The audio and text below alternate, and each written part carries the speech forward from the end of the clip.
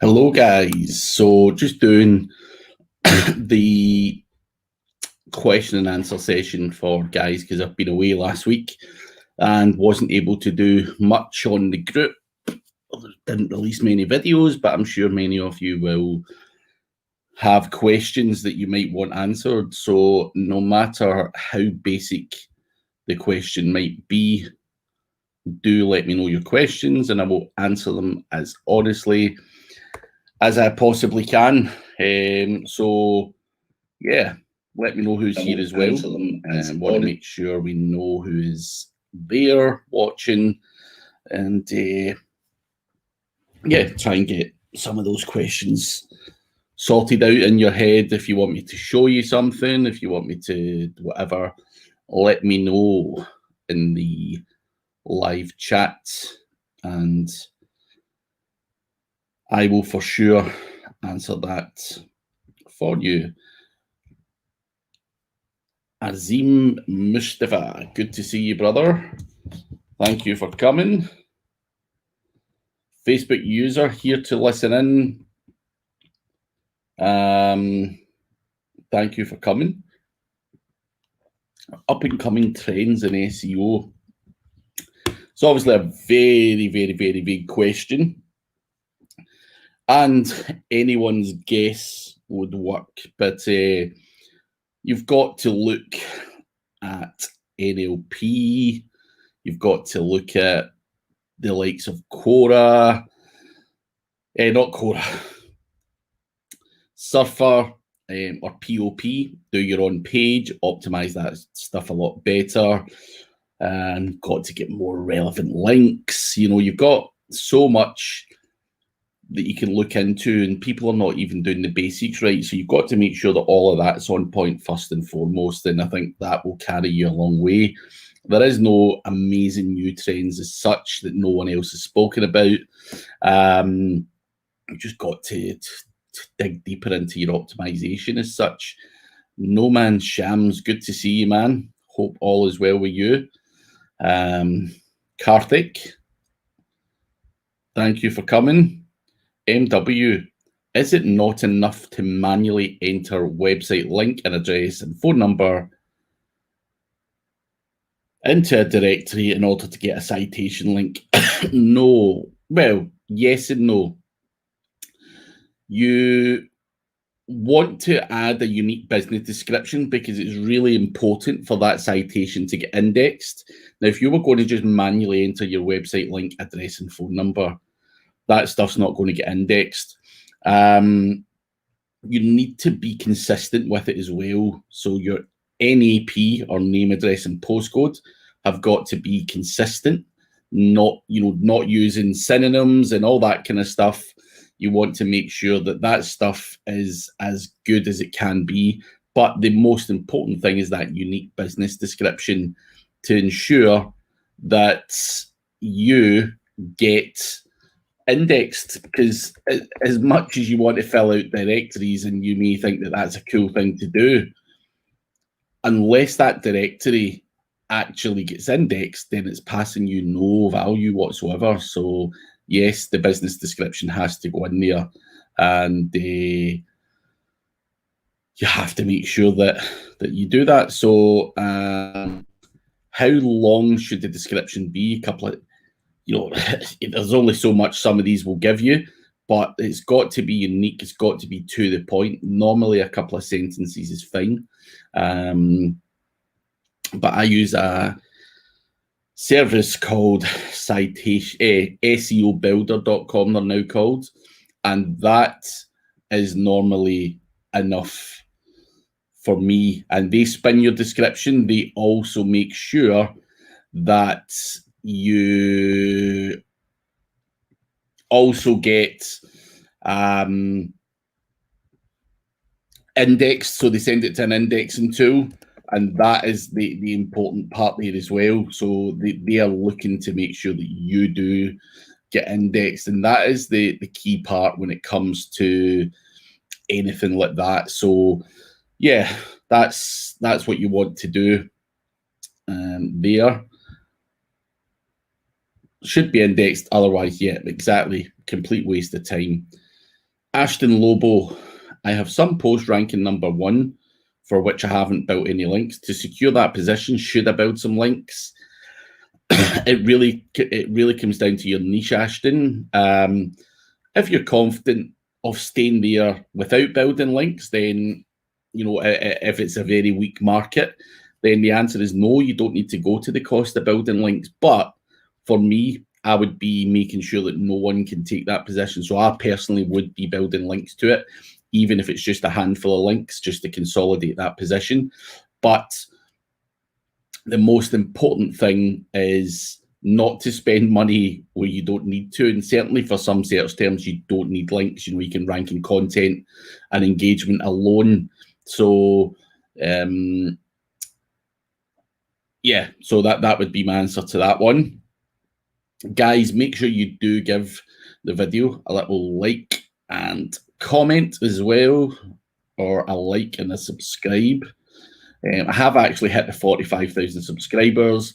I will be announcing later today who won the lifetime license to SEO Autopilot as well. But Lena, I have 2 questions.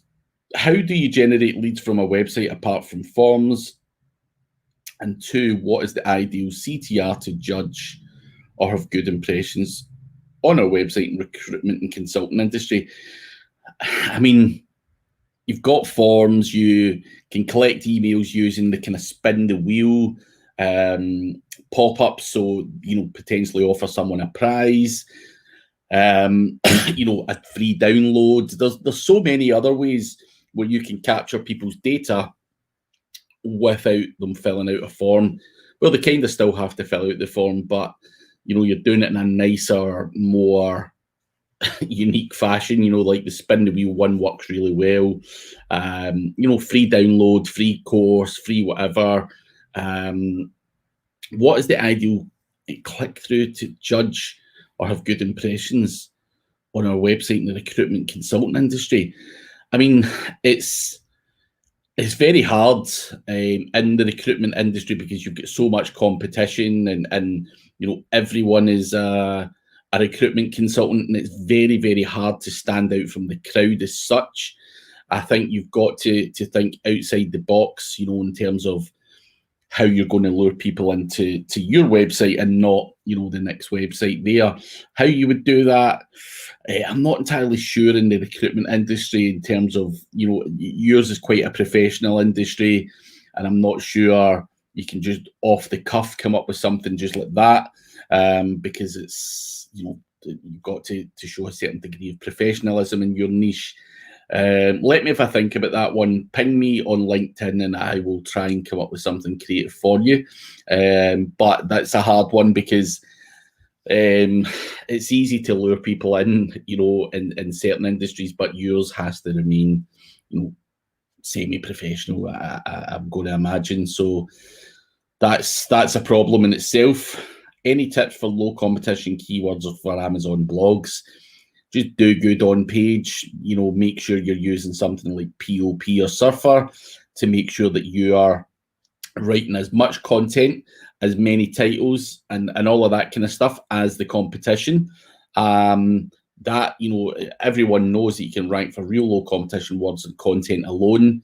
So whether you write 500 words, whether you write 1,000 words for any given keyword. So I think the only tip I could really give is use one of those tools so that you can quickly say, right, I need 400 words for that, 800 words for that, or whatever it's going to be. So yeah, that's my tip for you, Hassan.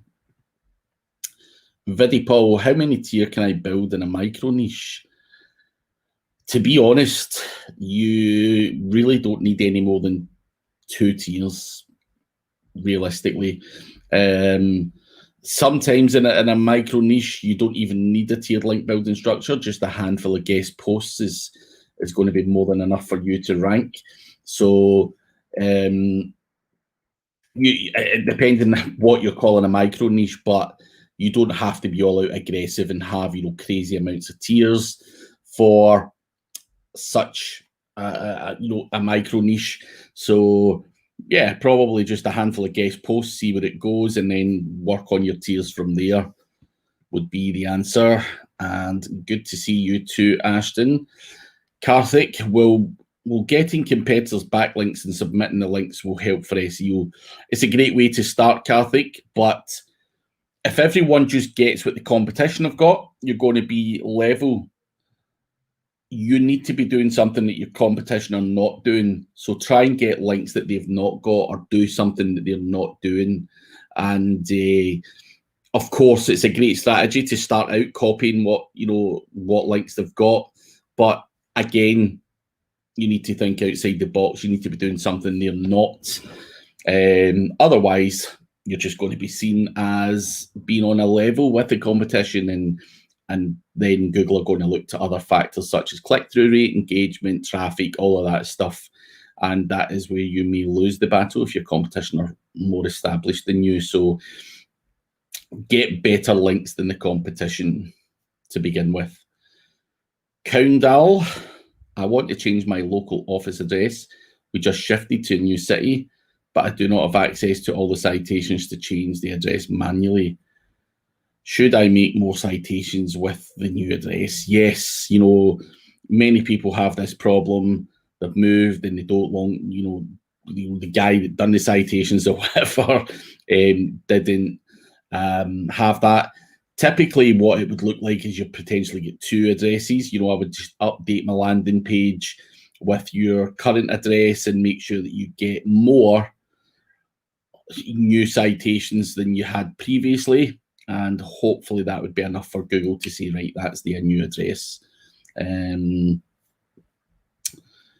Durrani, do I know of a tool that will schedule GMB posts over a month? There's a ton of them.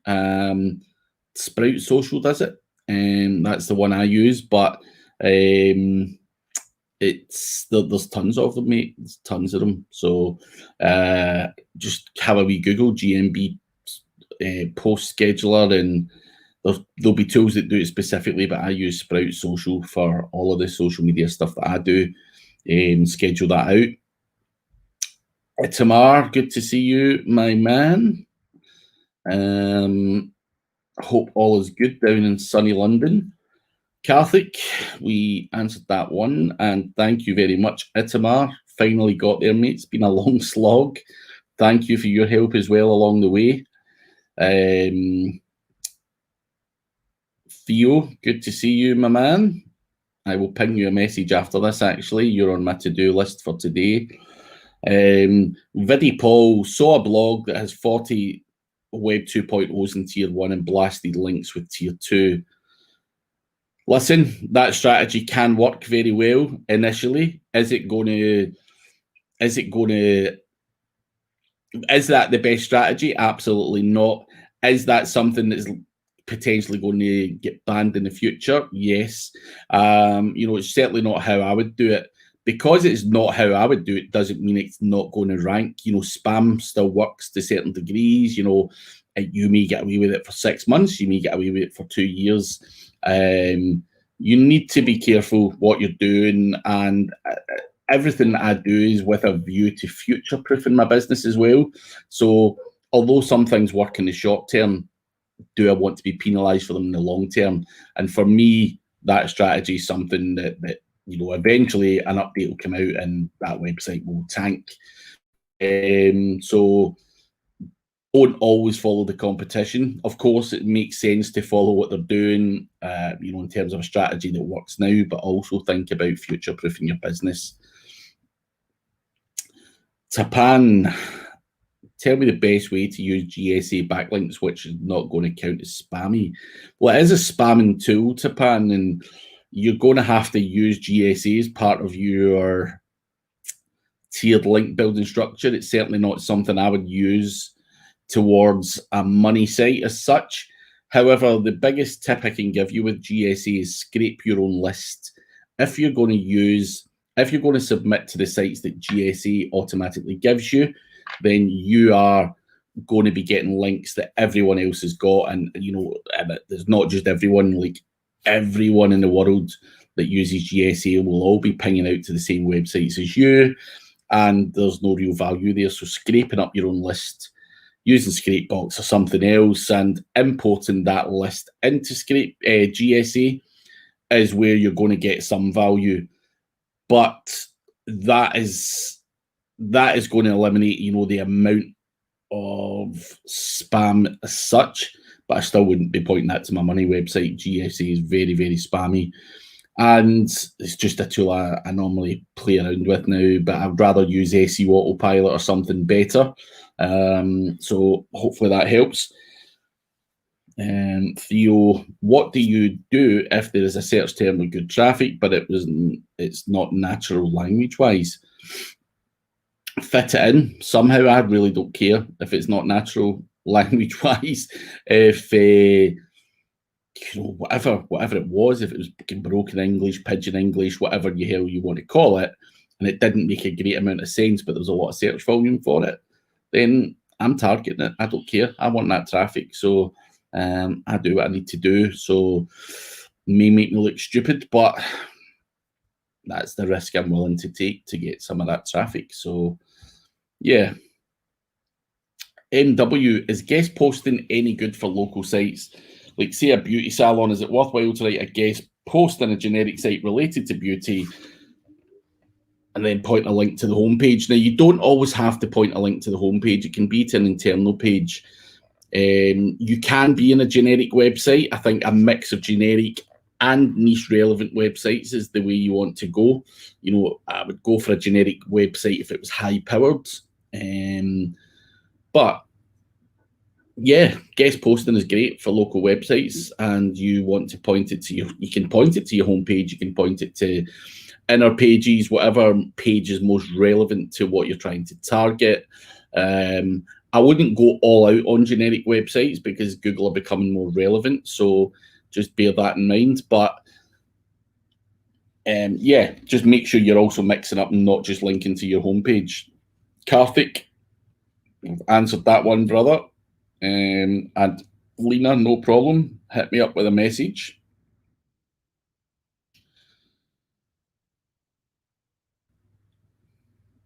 So what was the May the 4th update related to? No one can answer that accurately. Was it link targeted? Probably. Google have released countless amounts of updates between May and now. And I think obviously the job is to eliminate crap links, crap this, crap that, whether it's crap content. And you have to always think of trying to do quality rather than quantity.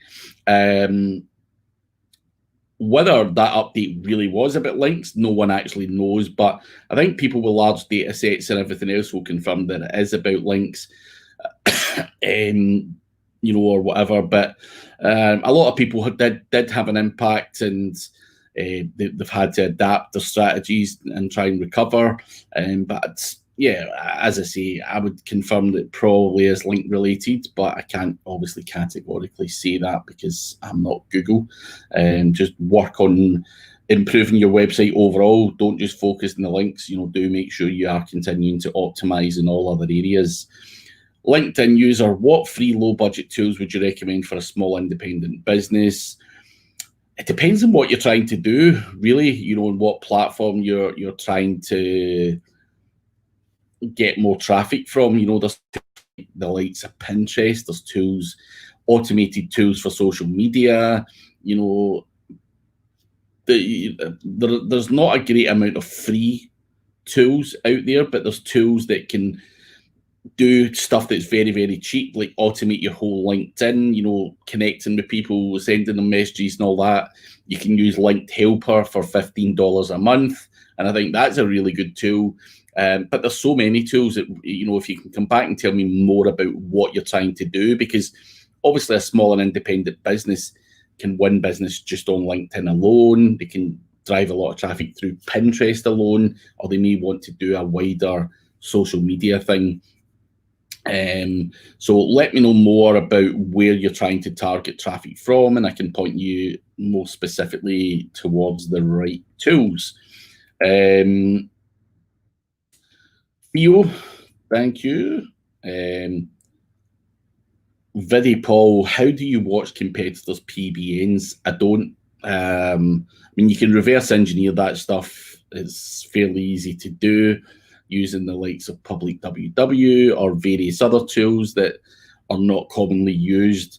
However, I'm not really that interested in what the competition are doing. I'd rather spend time working on my own strategy and looking for my own expired domains and working on my own PBNs than worrying about what someone else is doing. Of course, I will have a quick glance and go, right, this is a competitive market, but then it's, you know, time to get the head down and focus on your own strategy rather than watching what the competition are doing, because the competition have got 100 PBNs doesn't mean I need 100 PBNs. I do things slightly differently. Whereas I might use PBNs as part of the mix. I might use 301 redirects, I may use tiered link building, I may use niche edits, and I may use a whole bunch of other stuff. And I've got my own kind of formula, if you like, in terms of what I use to rank. So I'm not really fussed on what the competition are doing. As such, you know, they may be using 100 PBNs and I'm only using 10. That's fine. I don't really care. So you know, and it's not through ignorance or arrogance or anything like that. You know, just everyone's got a different way of working. Everyone's got their own opinions on whether they go all out on PBNs or you know, they mix things up a little bit more. So that's why I don't spend too much time on that. Elton Musa, my man, good to see you. I'm blasting my tier 1 links, and some of my tier 1 sites are ranking higher than my money website. Is this temporary? I'm not going to say it's temporary in case it's not. This can happen, but as long as they're your websites that's ranking higher than your money website, then you shouldn't have too much of a problem. Sometimes Google just likes other content and other domains better, and you're going to have to make sure that obviously when you're blasting another website, you're giving it more juice than you would maybe give your own website, but that's something that of course you're going to accelerate the growth of that website, and it could potentially beat your own website, but in 6 months' time that website may go down. So it can be temporary, but it can wait there, it can stay there for a fair amount of time as well. And I think that's something you know, as long as you've got full control of that website or that guest post or that PBN or whatever it is you're blasting, then it's all good.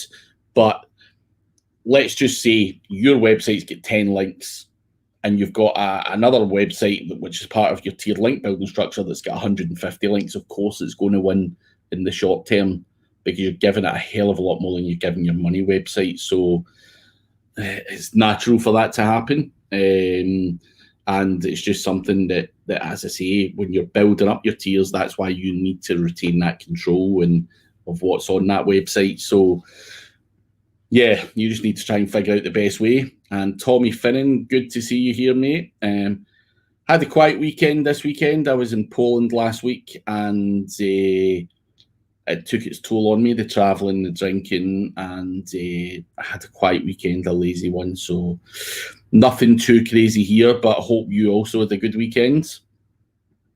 Tarun, I'm all good, mate. Hope you are too. Habla, does auto blogging still work? I know a guy that shows that he posts more than 100 posts a day and start getting instant traffic, and he monetizes the website by AdSense. Of course, there's certain instances out there where people are still getting away with that, and it can work very well in low competition niches or for keywords, long tail keywords and stuff like that. Does it work in competitive markets? Absolutely not. But can you still make money doing that? Yes, you can. And my fear would be, if I was to implement that strategy, that one day I would wake up and the websites were just penalized and I was making no more money. So I wouldn't build a business around using auto blogging. Does it still work today? Yes, it still works today in very weak markets. So yeah, you can do that. You can get traffic, and it does work. to this point, but I think, is it a great business model? Absolutely not. Kindle. Nowadays, some people are talking about hand-coded advanced schema implementation with Google NLP entities. What's that? I've seen some great results. So I wouldn't say I am outrageously advanced when it comes to schema. I've always been kind of lazy because manually adding schema is just a big pain in the ass. And obviously Google NLP has come out, which is natural language processing. And at the moment, I'm using a plugin called WordLift, which does a lot of this for you, and as long as you set it up properly. If you're going to do advanced schema implementation and you're hand coding that stuff on and you're doing all of that stuff, of course you're going to do really, really well. Whereas lazy guys like me are trying to use a plugin to kind of semi-automate it, if you like. But nothing beats manually adding schema and doing it properly. As it stands, I've not seen anything that beats that. And Google NLP entities, that's something you can Google, but NLP is just, natural language processing. Google you can use other phrases throughout your content to show Google, for example, I think we said it on a previous live. If I was to tell you I was going to the theatre tonight and just stop the sentence, you may think I'm going to go and watch some Robin Hood type play or something like that. Whereas if I said I'm going to the movie theatre to watch the latest horror movie, then the word horror movie also adding in the movie theatre, you're going to understand I'm actually going to the cinema. And that is where using different words explains a story a lot better, and Google are a lot better at doing that now. If you can use different words, you can actually go after a lot more search terms because of the natural language processing. So you want to add a lot more of that into your content, and obviously there's tools and everything for that. So that's essentially what it does, and it just helps Google understand exactly what that page is about and any other variable keywords and all of that stuff. So yeah, why wouldn't you do it? Tarun, can you tell me how to find AdSense website kind of keywords? Not my thing, Tarun. I don't really look for AdSense websites, and keyword research you can do using any of the typical tools. AdSense works on any particular website anyway, as long as you're getting high traffic. But it's not my bag to create a fast, automated, free business. I don't think that stuff is something I want to get involved in, and never really worked doing that type of thing. So I'm not the best person to ask that question to. I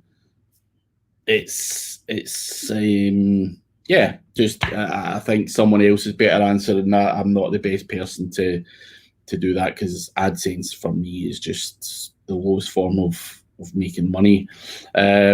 Rian, any good resources for internal linking, anchor text optimization, as well as silo structure for an existing website? So internal linking, if you go to iqseo.com, or if you just Google internal linking Andy Drinkwater, that website will come up. Andy Drinkwater's got one of the biggest internal linking guides that are out there. In terms of silo structure, there's loads of guides out there in silo structure, and it all comes down to the size of your website and all of that kind of stuff. So there's no one size fits all. For an existing website, is your website got 100 pages? Does it get 1,000? Is it a big e-commerce store? There's lots of guides out there which will tell you the best silo structure for e-commerce and stuff like that. But, the way I would look at silo structures is just simplify it, and make sure that it's something that you can scale. So if you're selling shoes, make sure you have men's, women's, that type of thing, sports and whatever else. But I think you're probably best Googling that one, because everyone's got their different opinions on silo structure. Some people with small websites don't even use a silo structure. They just have flat URLs, which is fine for up to 1,000 pages or so. But once you start going bigger, I think, adding a good solid silo structure is the best way forward. Helping Google, understand what's going on with the website is the key part. But, it depends on the size of the website. There's lots of different stuff out there. That, with varied opinion. Chris Stapps, what's your favourite way of tiered link building tactics for money sites? So for tiered link building, there is no one size again fits all. I do what I have to do. So if I attack a website and I build, say, 5 guest blog posts, and then I build 40 other links to one of the guest posts, and you build a whole bunch of Web 2.0s and all that kind of stuff, that may be the strategy for something fairly competitive. Do I need to be that aggressive? If it was an Amazon affiliate website, for example, absolutely no. So I would just start out, building guest posts first and foremost, and trying to get power that way. So at least you then get that layer of stuff that you can then build the tiers on. But the tiers really just come as you're going along. So how do we know how many tiers we need to build? No one knows that. So if I build 5 guest blog posts and it ranks, then that's all I'm going to do. But more often than not, that's not going to be the case. So I'll build the 5 guest posts, then I'll start, doing this and doing that, and building PBNs and doing 301 redirects, and it's just rinse and repeat until I get to where I need to be. So my favorite way would be the easiest way, just some guest posts and some niche edits underneath them, very simple and straightforward. Power that stuff up and that will work. But that only works for kind of middle of the road competition, because everyone's doing that. But it's nice, simple, clean and straightforward and cost effective. But anything else you add to that mix, whether you go and build PBNs, 301 redirects, or any of that stuff, then obviously your budget needs to increase, and time doing this stuff, and it's a pain in the arse. Let's not kid ourselves. It's a right pain in the arse building PBNs and managing and maintaining them and trying to retain the metrics and stuff like that. So I like an easy life. So guest blog posts and niche edits, because then I don't have to do as much work. Entrepreneur RD, what do I think about changes in local SEO? I think changes in local SEO have had to happen. There's so many flaws when it comes to GMBs and whatnot that Google are obviously going to catch up with how that's working and try and deal with it. It's sad in some ways, because they are banning a lot of GMBs and stuff like that, but they are cleaning up the system. So if you're doing things the right way, then you should be fine. But if you are doing anything slightly sketchy, then it's going to have an impact in your business. And I know a lot of guys who are all out on local SEO, and I do feel for them, because it's still business at the end of the day, and Google are just making it harder, which is painful. So yeah, how to boost my business: citations, name, address, postcode, send some traffic to it. Traffic is the big thing when it comes to your GMB. Everyone's building citations. Everyone understands the name, address, and postcode. It's all those engagement signals and traffic that go on to your GMB that you need to try and manipulate, whether that's sending local Facebook traffic or whatever. You need to try and send traffic to it, because that is really what notches it up a level. So that is what you need to do. Sebastian, bought some tier 2 PBN links to my guest post and found out about that same tier 2 post is linked to 2 different tier 1 guest posts to the same money page. Is that a footprint? Yeah, obviously, if you can see it's a footprint, Google are going to also be able to see it's a footprint. When you're buying PBNs or guest posts or whatever, and you're using someone else's, then of course there could be footprints there. And is that footprint enough to get caught? It's really anyone's guess. But that's why I like building my own PBNs and stuff like that, because then you retain that control and you're going to eliminate any potential footprints and get a much longer term out of the strategy that you've got.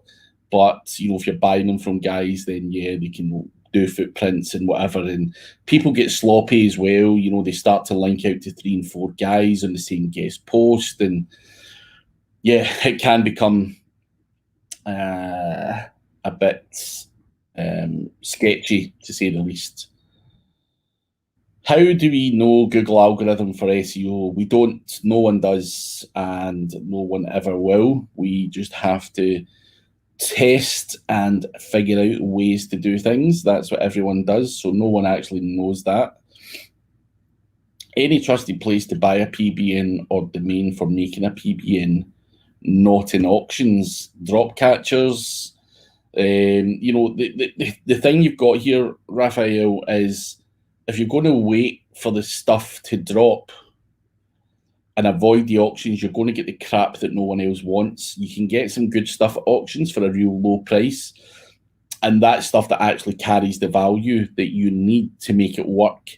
So anything like expireddomains.net or any of these other kind of similar things are all domains that no one else wants. Drop catchers catch the best ones, so you need to go to a drop catcher purely because they can ping the stuff out and make sure that they get the good stuff. So you either buy from them, buy from the auction. Either way, you're paying money for it. Very rarely will I get stuff that's free, that's just dropped. Very, very rarely, because everyone's looking at that stuff, and I think that's why you have to go to the auctions or similar. So that's just my opinion on that. So Raoul, why does changing hosting affect the website? So you could be impacting your speed, you could be impacting, a whole load of different stuff, including the server location, which I believe also has an impact on your rankings. So, yeah, why would you change your hosting? If it's obviously to move to a better host that's faster and everything else, then it shouldn't impact it.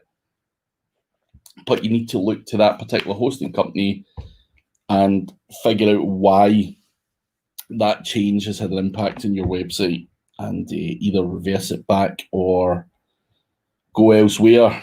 What do I think about Wikipedia links? If they pass traffic, then they're okay, but not something I would actively go out and try and do a huge amount on. It's okay for some trust signals and things like that, but it's not some Wikipedia links. Don't really pass that. They don't pass any value other than potential traffic if you can get them on a big page or something like that. So I'm not all out, and on Wikipedia links, not something I really use too much of in my strategy. Do you use social ADR? If so, how? I don't use social ADR of it, so not able to help with that one. Make a detailed tier link building video. Of course, I'll add that to my list video. How much time you took for understanding SEO in your earlier days? Probably the first 5 years of my career was spent going round in circles and following the wrong people. SEO is something that, yeah, I think it definitely took me the best part of 4 or 5 years to get my head around it and understand what the hell was going on and see through a lot of the BS that's out there. So yeah, it took me a long time. A lot of cost, a lot of errors, and all of that stuff. So yeah, it took me a long time. It wasn't as quick and easy as you could potentially do it these days. When I was learning, you had to learn from your own mistakes. There wasn't as, videos and Facebook groups and masterminds and all of that kind of stuff. You basically had to go on forums and admit your mistakes and take a beating for it on the forums. So it wasn't, you can obviously accelerate that a lot these days, and you can understand SEO a lot quicker because there's a lot more videos and a lot more visual stuff going on. Whereas back then it took me a lot longer because there wasn't a huge amount of visual learning as well. And I think I'm more of a visual learner. If I see someone doing something, I can pick it up like that. If I've got to read text and read books and read forums, then sometimes you just don't pick up the concept, whereas someone shows me something once and I'm very good. So I think you can certainly accelerate that a lot quicker these days. And yes, guys, please do like the video. So Ryan, sorry I did not get the site name. I can't even remember. SEO Autopilot, if it was you that asked the GSA question. Hello, sir, from Pakistan. Hello. Hope all is good out in Pakistan. Kazi Farhan. I was wondering if it's good to focus on keywords, for example, SEO company Halifax with no search volume and same Rush or Ahrefs for a startup local company. So here is the thing, Kazi. SEMrush and Ahrefs will show you no traffic for a lot of search terms. Now, if you go after areas like Halifax and surrounding areas, there will be search volumes. One guy, 2 guys, 3 guys will search for that. So there's not enough data for it to show up in SEMrush or Ahrefs. That doesn't mean you can't win any business from it, because there will be people out there who search for SEO company or SEO expert or one of those search terms. And I started out very, very similarly, going after keywords like that didn't show up, or it wouldn't have shown up in any tools. And I know a lot of other guys who go for mass page builders. And obviously, if you were to look at SEMrush or Ahrefs, it shows that these terms don't get any traffic. But because they do it in such a sheer scale, they do get a lot of traffic and a lot of leads. So do it. I think, I'm not going to sit here and say you're going to be flooded with leads for, loads of leads for that search term, but I certainly think you'll pick up 1 or 2. And what I would be doing is doing, SEO company Halifax, but blanket, the surrounding areas as well, and make sure you get a page for each of them. Technical birds. Best way to build links for boat niche. Use boats, new boats, and marine parts. Get relevant links, guest posts, whatever. What you want to do. You've also got e-commerce here as well. You need, no matter what niche you're in, you need to ensure that you're building, obviously, a handful of generic stuff to give you some power, but Google is leaning more towards relevance. So you want to be trying to get stuff on boat websites or boat builders or marine, marinas, all of that kind of stuff. Anything semi-related to boats is what you want to get involved in and get posts on or get links from these websites. And that's something easy to do. How relevant is relevant? It doesn't have to be specifically about boats. It can be, about whatever, relating to boats, marinas, days out, all of that kind of stuff would still tie in with that. As long as they kind of post and whatever else, it's the surrounding text and everything else that is going to make that relevant for you. So just bear that in mind as well. For GMB listing, when to use CID, share link in the machine with keywords link. I don't know what you mean by with keywords link. don't know what that means, but obviously the share link and the machine link and all of that kind of stuff, when to use them, you want to send traffic to these, all of them. Don't go crazy with it. Just be, doing a little bit more than what other people are doing, and a lot of people are not doing that. But I think you need to be very careful, otherwise it will tank. So you can send it to all the different URLs for GMBs. It doesn't just have to be the one. I mix all that stuff up. So we are out of questions, guys. If you have any others, get them in. And we'll still get 15 minutes left. And I'm more than happy to answer your questions for the next 15 minutes.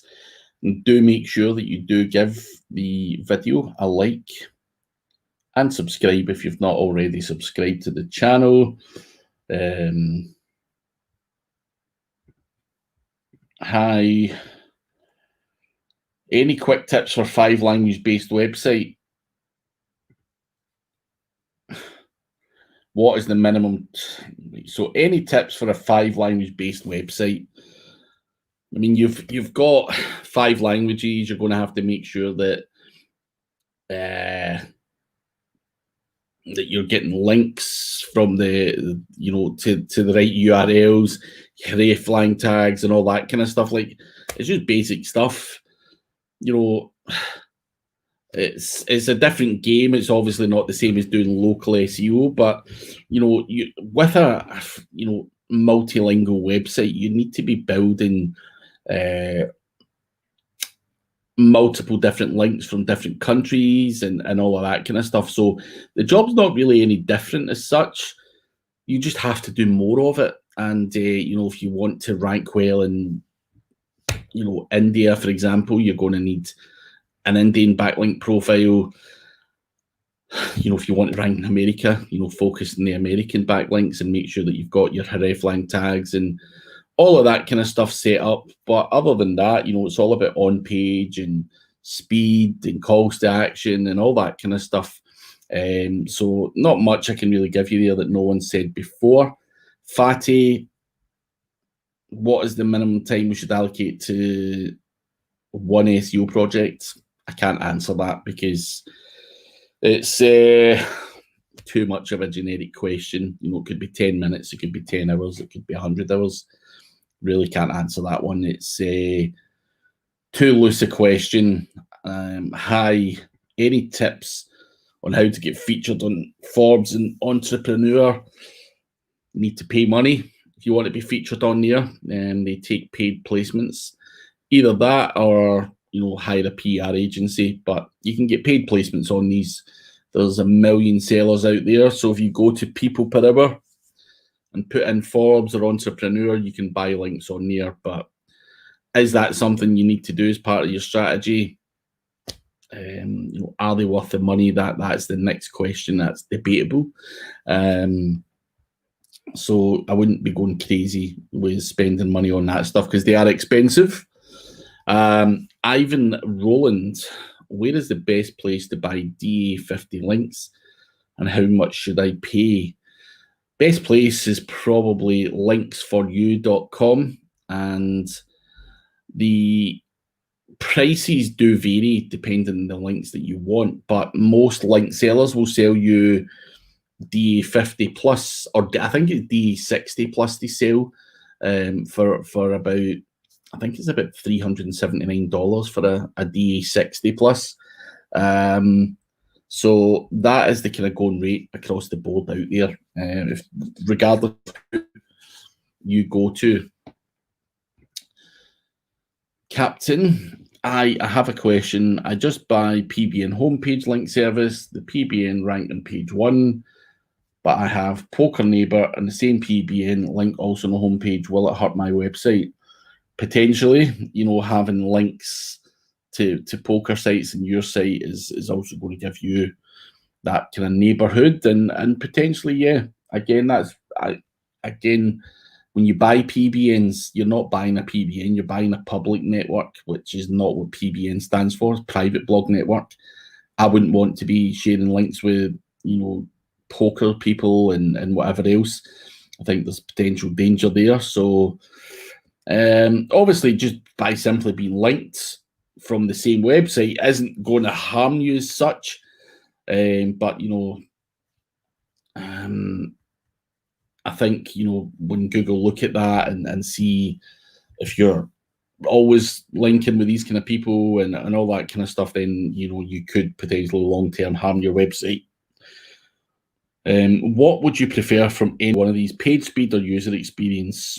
I mean, page speed, right? So to answer this, the answer is page speed. So a fast-loading website with not great user experience can still convert well, whereas a website with great user experience that's just sluggish and doesn't work, people are just going to walk away and it's not going to convert well. So that's why I would use page speed, but the answer would be both, typically.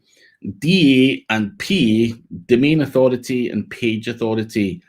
Domain authority is the domain's authority. Page authority is the authority of a page on a website. So they're two very different things. I wouldn't focus on them. They're third-party metrics. So it's not something that Google uses as such. A lot of people become obsessed with DA, PA, DR, whatever. They're great to use as a metric, just as a guide, but I wouldn't be focused on them. Any tips to take a directory website from DA 30 DA to 60? It comes down to quality of backlinks, and just get more quality there, and your DA will certainly go up. But again, there's also paid services. If you want to manipulate that stuff, then you can get your DA up very, very quickly. But does it make an impact in your rankings? Absolutely not. So this metric does not move the needle, and I've done testing on it. So I've manipulated DR, which is also, transpires into DA, and I've done it in a website, and not one single keyword moved. Just by manipulating the DR, I'm not saying about loads of great links, but I manipulated the DR and it doesn't bring any more traffic. So don't focus on that. Focus on more traffic, more keywords. West 10 Travel, all good. Any plans to develop your own SEO tools? Yes and no. I've got some custom-made tools that I've got, which I don't really want to share with the public, because a lot of people in the SEO industry have their own tools to automate a lot of things and don't share it with the public. But there's no plans as such to release a tool that does anything, and purely because I'm probably not that brainy to come up with a great tool idea. I think if the opportunity came and there was a tool that I could develop that was going to stand out and do something, then great. But I think for me, I rely on other people to who are a lot better at that type of thing, and I can help them promote their tools and use them and stuff. But no plans for me to release anything that as such. Something I'd love to do one day, but it's coming up with that right idea. And for me, I'm not that creative guy, and people have beaten me to every other SEO tool out there. And yeah, it would be nice to sit there and be a SEMrush or whatever, but obviously there's no point trying to reinvent the wheel. They've dominated the market along with the Ahrefs, and so it's just coming up with that great tool idea, and obviously then that as well. So it's not something I'm actively going out my way to try and do, but never say never. It would be nice to do that one day for sure. How to improve trust of a blog? Building links, putting out good content, adding videos, getting links, doing interviews with people, do everything. There's loads of ways to build up trust of a blog. You need to build up your brand. You need to become a trusted source, and that comes down to the knowledge and the stuff that you give out.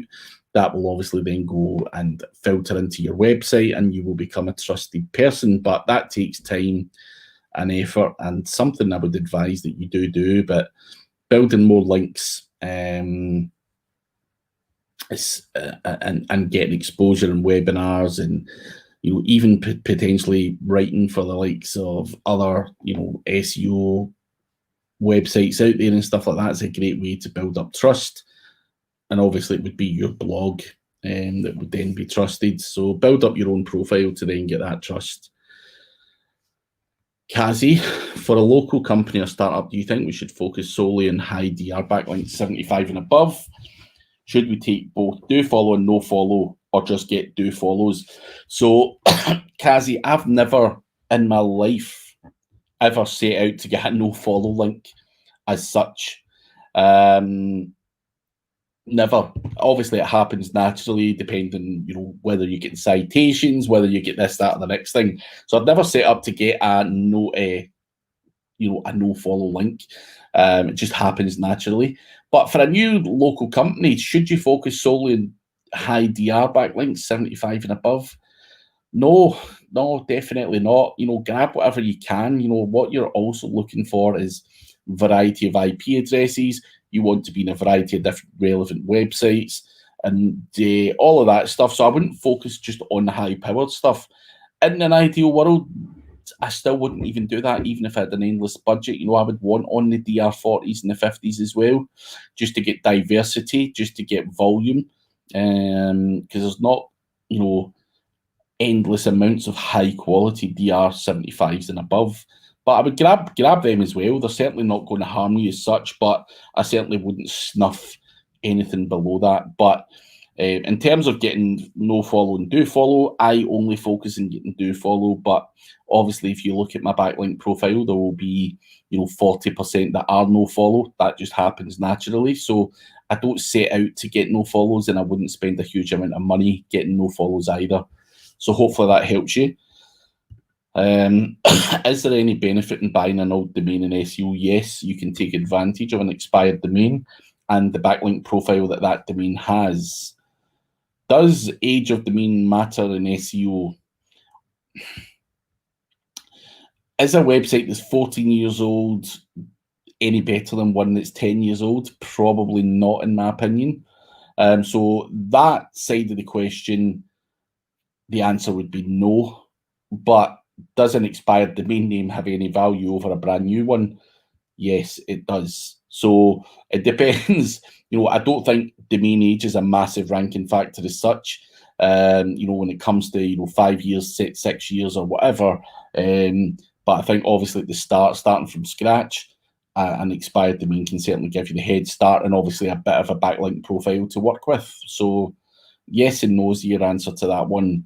And West End Travel, cheers, man. And if you've ever got a tool and you want me to help promote it, give me a shout if you're up for giving out tools. Would you set up a silo structure for a local website with many locations? Probably just a very simple one, like locations, and then whatever they are. But for a local website that should only have 10, 15 service pages, and it's just location based, then I would just have like website.com/locations/ whatever the locations were. Be simple as that. When are you visiting India again? Last time we met at SEMrush conference. One SEO tip that can impact and improve beginner SEO, or Craig's golden words for SEO intern. So I haven't any plans to visit India just yet. Obviously, COVID has put a spanner in the works in terms of traveling to India and whatnot, or anywhere else for that matter. I'd love to come back to India one day. If someone asked me to come to a conference, then I'd be more than happy. Thoroughly enjoyed the SEMrush conference out there, and meeting the Indian people, and obviously exploring another country that I had never been to before. And yeah, I would say I was welcomed. I had a great welcome. I had a great time out there, and the people were great. And yeah, I'd love to do it. And have another shot of speaking to the Indian audience. But one SEO tip that can impact or improve beginner SEO: do the basics right. Don't look for all of this crazy stuff. Content links. Do the basics right. Basic on page, basic title tags. Do basic keyword research. 90% of people are not even doing the basics right. So the basics are often missed because other people are looking for more advanced things to do, and they've not even done the basics right. So I think doing the basics right is what I would tell any beginner SEO, because that can carry you a long way. And believe it or not, 90% of people are not even doing the basics right. They've got a slow loading website, keywords are not researched properly, content's crap. And if you can't do that, you're not going to go any further anyway. So hopefully that helps. Thank you, Carol. Much appreciated. And can I use YouTube video transcription on my blog? Listen, that's your choice. I'm not going to say yes or no to that. If you want to do that, then please do give me a link. If you want to use the content that I've done, make sure you give my website a link. And Itamar, yes, and it's a true quote at that, man. But guys, I am out of time. Do give me a little like. I will be back. I'm going to try and do these every Monday just for guys that have done the basic SEO course. A place to ask any basic SEO questions. And hopefully I will catch you guys all again next week. So see you soon.